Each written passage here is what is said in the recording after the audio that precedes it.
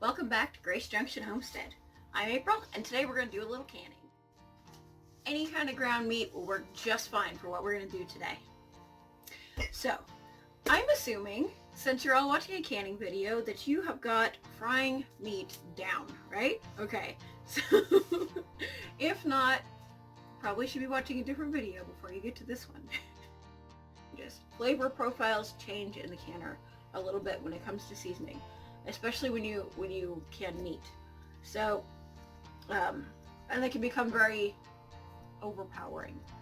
So when you season your meat for this, make sure that you always do just a little bit less than you would want it to be, because it'll get stronger as it processes. So I've got lightly salt and peppered ground beef.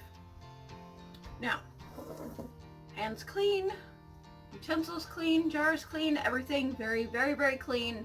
I can never possibly push that hard enough, guys.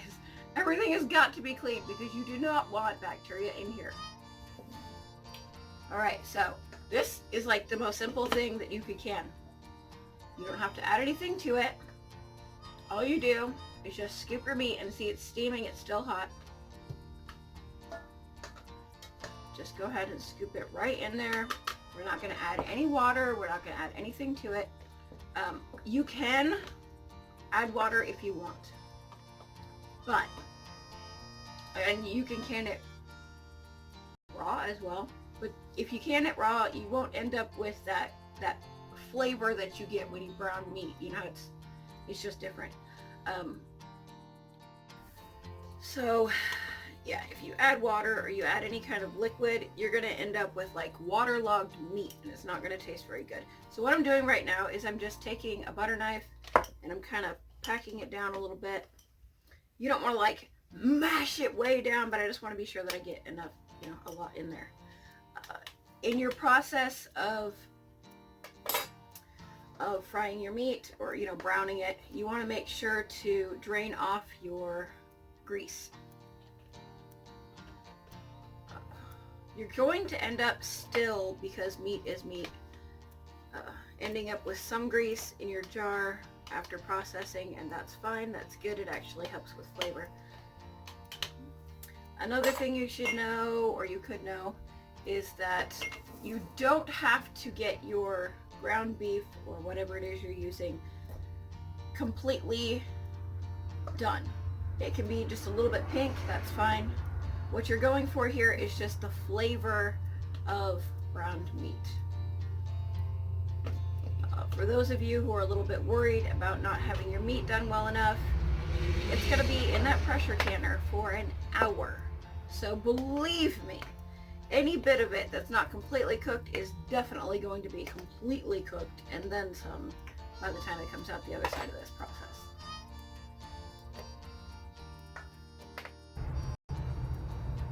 Some of our ground meat goes into the freezer just raw, but some of it I really, really like to can.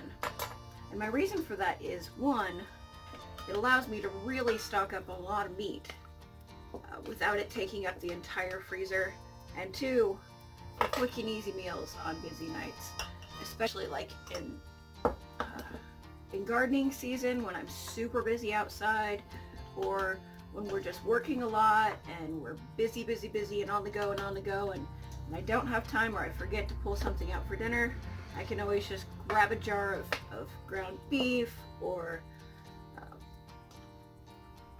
chicken, or whatever it is that I've got canned. If I can it, I can it, believe me. My cupboards are so full, it's ridiculous. Alright.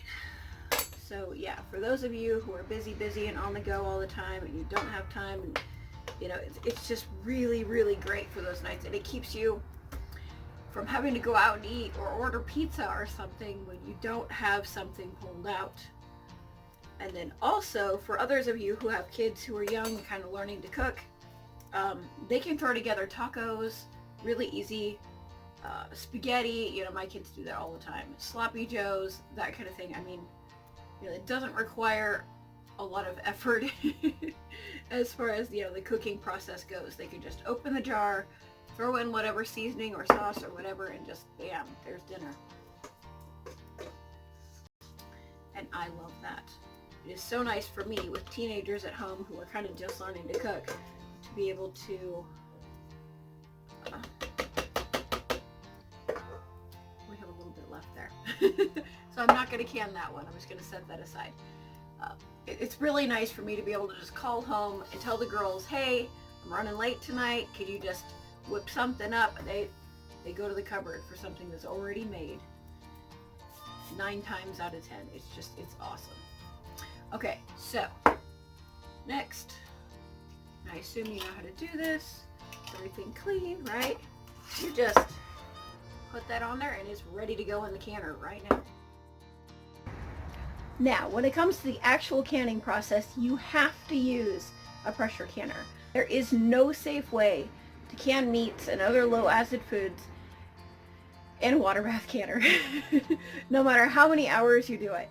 Now, I have talked to some people who, for whatever reason, are afraid of pressure canners, and so they have tried to can meat 3 hours in a water bath canner, and still we're finding seals popping or not sealing like they should be.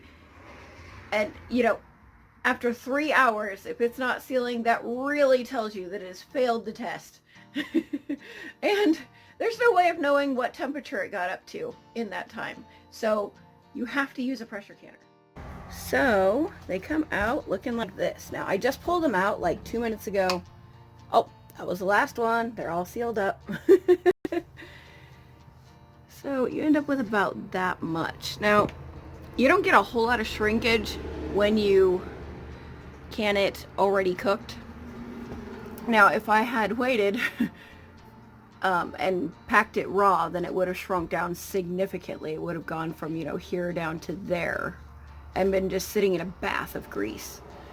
But, so this particular burger that I used was, I think, like 80% lean or something. So we had like, I don't know, quite a bit of fat in there that got drained off during the cooking process. But you can see it really provides its own liquid. So that's how. There you have it.